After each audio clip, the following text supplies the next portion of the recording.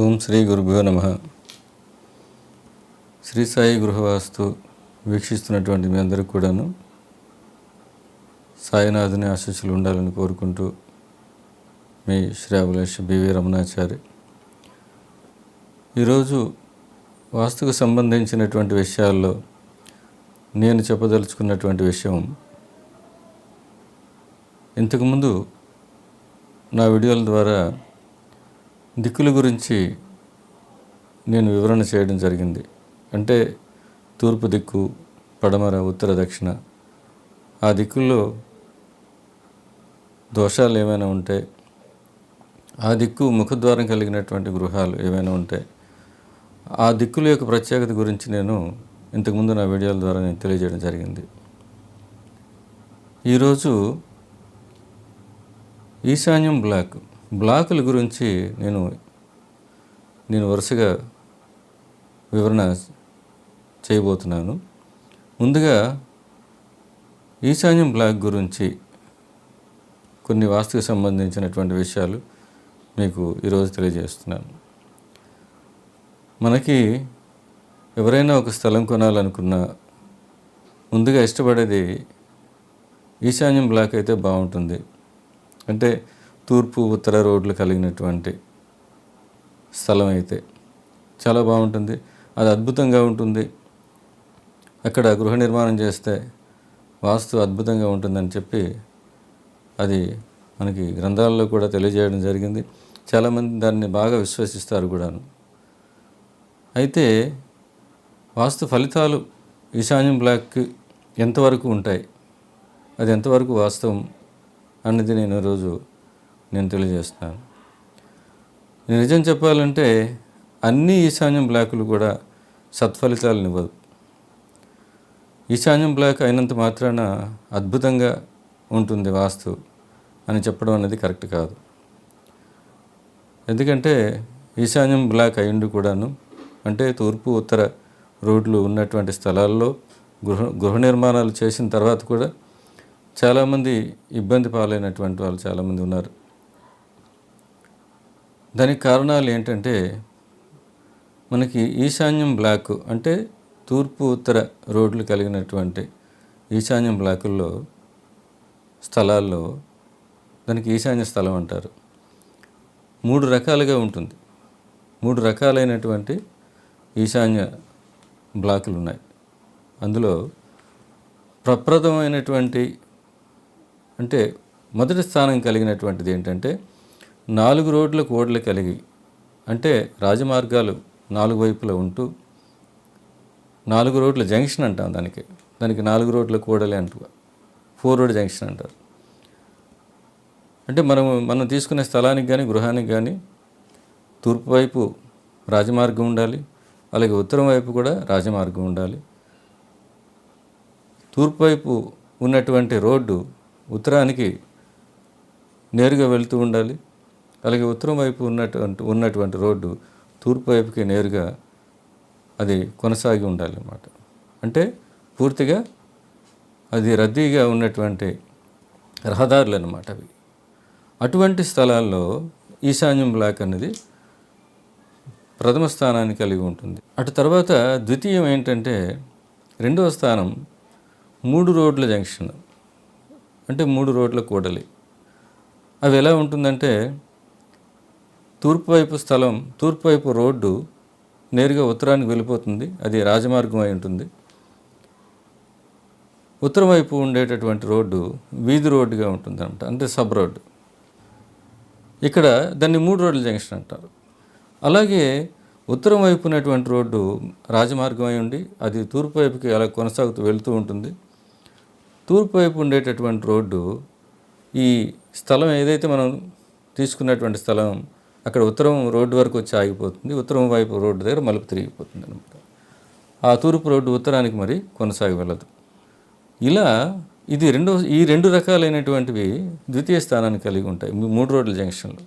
ఇక 3వ స్థానాన్ని కలిగినటువంటిది 2 రోడ్లు కలిగినటువంటి స్థలం, అంటే తూర్పు రోడ్డు ఉంటుంది, ఉత్తర రోడ్డు ఉంటుంది. ఈ 2 రోడ్లు కూడాను ఈ స్థలం దగ్గర మలుపు తిరిగిపోతాయి. అంతేగాని ఉత్తరం రోడ్డు తూర్పు వైపు కొనసాగుతూ వెళ్ళదు, తూర్పు రోడ్డు ఉత్తరానికి కొనసాగడం అంటూ ఉండదు. అక్కడే మలుపు తిరిగిపోవడం జరుగుతుంది. ఇది బ్లాక్ అనేది రాదు. ఇది ఈశాన్యం బ్లాక్ కింద 3వ స్థానం కింద వస్తుందన్నమాట. దీని ఫలితం అనేది చాలా తక్కువ ఉంటుంది. కాగా ఇటువంటి స్థలాల్లో వాస్తుపరమైనటువంటి ఇబ్బందులు పడే వాళ్ళు చాలా ఎక్కువ మంది ఉంటారు.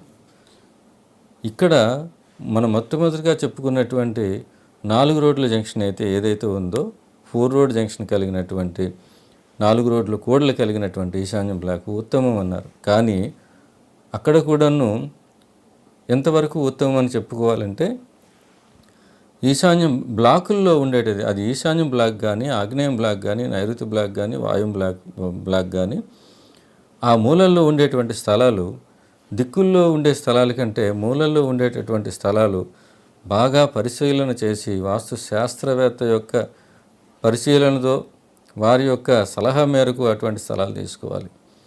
ఈశాన్యం బ్లాక్ అని చెప్పి అది వెంటనే దాన్ని కొనుక్కొని గృహ నిర్మాణం చేసి ఫెయిల్ అయిపోయినటువంటి వాస్తుపరంగా చెడు ఫలితాలు అనుభవించినటువంటివి చాలా ఉన్నాయి. ఎందుకంటే ఇక్కడ ఈశాన్యం బ్లాక్ అయ్యేటప్పటికీ దానికి ప్రకృతి రీత్యా ఆ బ్లాక్నికి, ఆ స్థలానికి, ఈశాన్య స్థలానికి వాస్తుపరంగా బలం కలిగి ఉందా లేదనేది అది శాస్త్రవేత్తకు మాత్రమే తెలుస్తుంది. అలా ఉన్నప్పుడే ఈశాన్యం బ్లాకు అది 4 రోడ్లు కూడలైనప్పుడు చాలా ఉత్తమమైనటువంటి ఫలితాలు ఇస్తుంది. దానికి ప్రకృతి వాస్తు కూడా సహకారం ఉండాలి. అది ప్రథమం. రెండవది 3 రోడ్ల జంక్షన్లో ఉన్నటువంటి స్థలాల్లో ఇది ద్వితీయ స్థానం కలిగి ఉంది. ఇది కూడాను తూర్పు రోడ్డు ఎత్తయి ఉత్తర రోడ్డు పల్లమైనా సరే ఆ స్థలానికి, అలాగే ఉత్తరం రోడ్డు ఎత్తయి తూర్పు రోడ్డు పల్లమైనా సరే ఫలితాలు ఇవ్వదు, మంచి ఫలితాలు ఇవ్వదు ఆ స్థలం.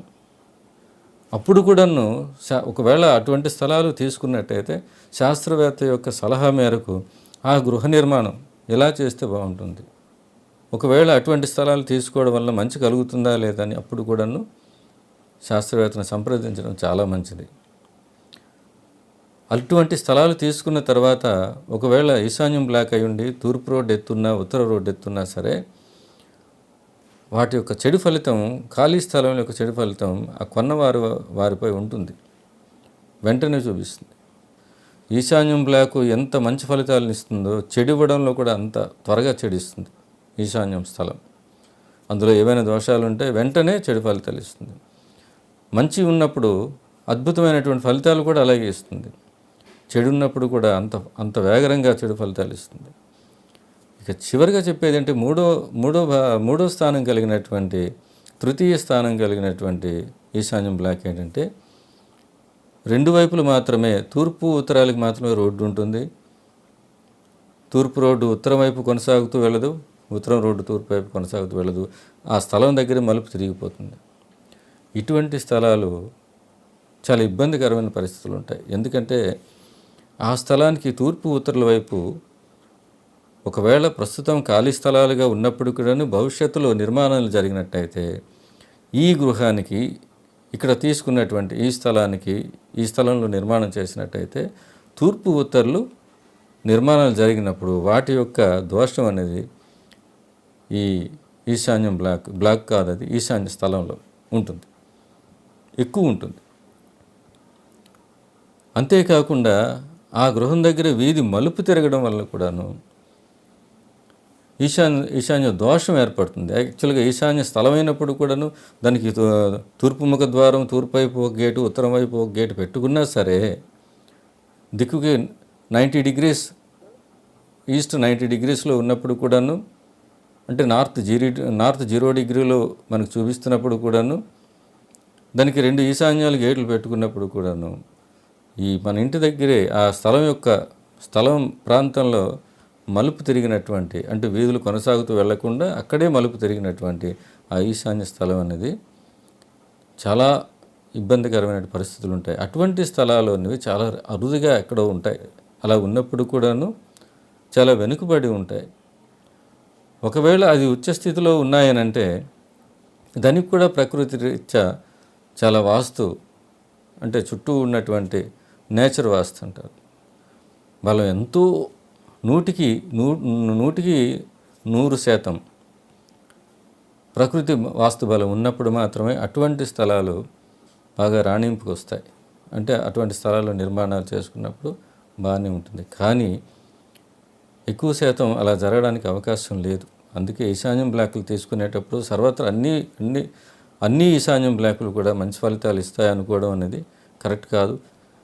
ముఖ్యంగా ఈరోజు ఈశాన్యం బ్లాక్ గురించి నేను చెప్పేది ఏంటంటే, ఈశాన్యం బ్లాక్లో ఎటువంటి చెడు ఫలితం ఉన్నా సరే, అది 4 రోడ్ల జంక్షన్ అయినా 3 రోడ్ల జంక్షన్ అయినా సరే, 2 రోడ్లు కలిగినటువంటి జంక్షన్లో ఎక్కువగా ముందుగా వచ్చేది ఏంటంటే ఆర్థికంగా పతనం అవ్వడం అనేది రోజు రోజుకి కొన్ని సంవత్సరాలుగా 4 సంవత్సరాలకు కానీ 8 సంవత్సరాలకు కానీ 2 సంవత్సరాల తర్వాత కానీ ఆర్థికంగా ఇబ్బందులు ఎదురయ్యి, అలాగే చాలా రకాలైన సమస్యలు, మరి కొన్నిసార్లు అనారోగ్య సమస్యలు, ఎక్కువగా ఆర్థిక సమస్యలు, మగవాళ్ళ మీద ఎక్కువ చెడు ప్రభావం చూపిస్తుంది.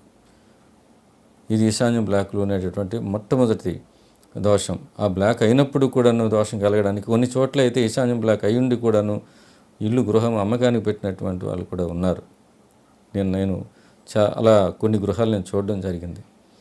దానికి కారణం ఏంటంటే అక్కడ ప్రకృతి రీత్యా వాస్తు వ్యతిరేకత కలిగి ఉండడం, ఆ ఈశాన్యం బ్లాక్ అయినప్పుడు కూడాను. అందుకే తూర్పు స్థలాలు, తూర్పు, పడమర, ఉత్తర, దక్షిణ స్థలాల కంటే ఈశాన్య, ఆగ్నేయ, నైరుతి, వాయు స్థలాలు కొనేటప్పుడు, అంటే ఆ మూలల్లో ఆ 2 రోడ్లు కలయికల్లో ఉండేటటువంటి మూలల స్థలాలు కొనేటప్పుడు చాలా జాగ్రత్తగా ఉండాలి. కానీ ప్రథమ స్థానం మాత్రం ఈశాన్యం బ్లాకుల్లో ఉత్తమమైనటువంటిది ఈశాన్యం. ద్వితీయ అంతటి ఫలితాన్ని ఇస్తుంది మళ్ళీ వాయం బ్లాకు. 3వ స్థానం వస్తుంది ఆగ్నేయం వస్తుంది. 4వ స్థానం అన్నిటికంటే అదమ స్థానం నైరుతి బ్లాక్ అంటున్నారు. వాటి గురించి కూడా నేను త్వరలోనే వివరణ చేస్తాను. ఈ వీడియో ద్వారా మీకు వాస్తుకి సంబంధించినటువంటి విషయాలనేవి, నాకు తెలిసినటువంటి నా అనుభవంలో నేను తెలుసుకున్నటువంటి విషయాలు మీకు తెలియజేస్తున్నాను. ఇంతవరకు ఈ వీడియో వీక్షించినటువంటి మీ అందరూ కూడాను సాయినాథుని ఆశీస్సులు ఉండాలని కోరుకుంటూ, మీ శ్రేయోభిలాషి B.V.Ramana Achary. ఓం శ్రీ సాయిరామ్.